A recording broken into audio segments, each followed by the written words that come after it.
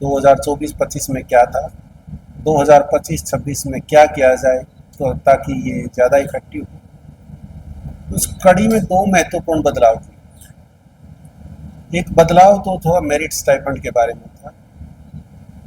Merit stipend में जो है दो चीज़, एक एमएससी और पीएचडी स्टूडेंट के लिए तो एक तो स्टाइपेंड होता है और एक मेरिट स्टाइपेंड होता है। स्टाइपेंड जो सबको मिलता है, मेरिट स्टाइपेंड के लिए एक हमने एक बार लगा रखा था ओजीपीए का, 7.5 ओजीपीए जिसकी ज़्यादा होगी उसकी मेरिट स्टाइपेंड मिलेगा, उससे नीचे कोई रह जाता है तो उसको सिर्फ स्टाइपेंड मिलेगा।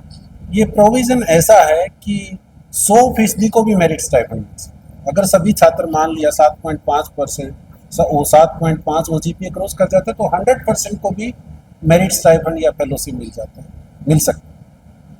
तो इसमें बदलाव ये हुआ कि ये जो है किसी कारणवश 2017 में शुरू किया गया। उससे पहले स्थिति क्या थी कि सिर्फ एक स्टूडेंट को पर डिपार्टमेंट जिसकी हाईएस्ट ओजीपीए होती थी उसको ही सिर्फ जो है फेलोशिप या मेरिट स्टाइपेंड मिलता था। उसके बाद ये व्यवस्था लागू की कि सबको मिली।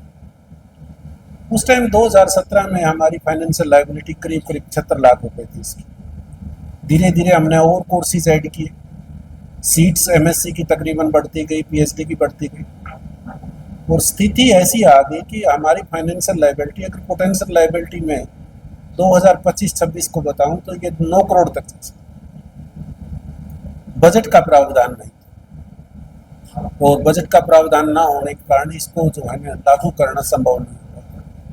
दूसरी बात मैं आप पत्रकारों को बताऊं कि जो कई बार है ना हम अंडर एस्टिमेट करते हैं कि कोई भी चीज़ आप 100% को दे दो तो कम्पिटिटिव एलिमेंट खत्म हो, प्रतिस्पर्धा खत्म हो जाती है कि भी उसमें गधे घोड़े सब बराबर। कम्पिटिटिव एलिमेंट को मेंटेन करने के लिए हमने कहा कि इसको 25% तक रिस्ट्रिक्ट किया जाए। हर विद्यार्थी ज़्यादा पढ़ाई लिखाई करेगा, ज़्यादा मेहनत करेगा, कि इसलिए कि उसको 25% में आना। अगर 100% को मिलती कोई प्रतिस्पर्धा तो है नहीं। 7.5 जिसकी ओजीपी है वो भी बराबर है, 8.5 जिसकी उसकी भी बराबर, वही बराबर है, 9 है वो भी बराबर है, 9.5 है वो भी बराबर। तो इसका ये थॉट था बिहाइंड कि इसको एक तो फाइनेंशियल लायबिलिटी वाला इशू थोड़ा कुछ हद तक एड्रेस होगा, पूरा तो फिर भी एड्रेस नहीं होगा, और एक पूरे सिस्टम में कम्पिटिटिव एलिमेंट, प्रतिस्पर्धा बढ़ेगी, बच्चे जो है पढ़ाई पर ज़्यादा ध्यान देंगे। हर कोई ये रहेगी कोशिश कि मैं उन 25% में आऊँ जिनको फेलोशिप मिलता है। अगर उसकी अमाउंट की बात करें तो स्टाइपेंड एमएससी में 3000 था और मेरिट स्टाइपेंड 6000 है। पीएचडी में जो है स्टाइपेंड 5000 है, मेरिट स्टाइपेंड तो 10।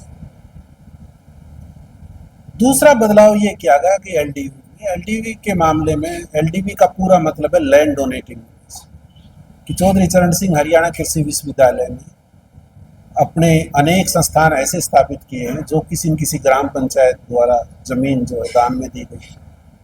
तो वो लैंड डोनेटिंग विलेज को एक प्रोविज़न था कि उसको एक सीट दी जाए। पहले सिर्फ एक सीट का प्रोविज़न होता था कॉलेज ऑफ एग्रीकल्चर, धीरे धीरे वो भी इसी तरह बढ़ता गया।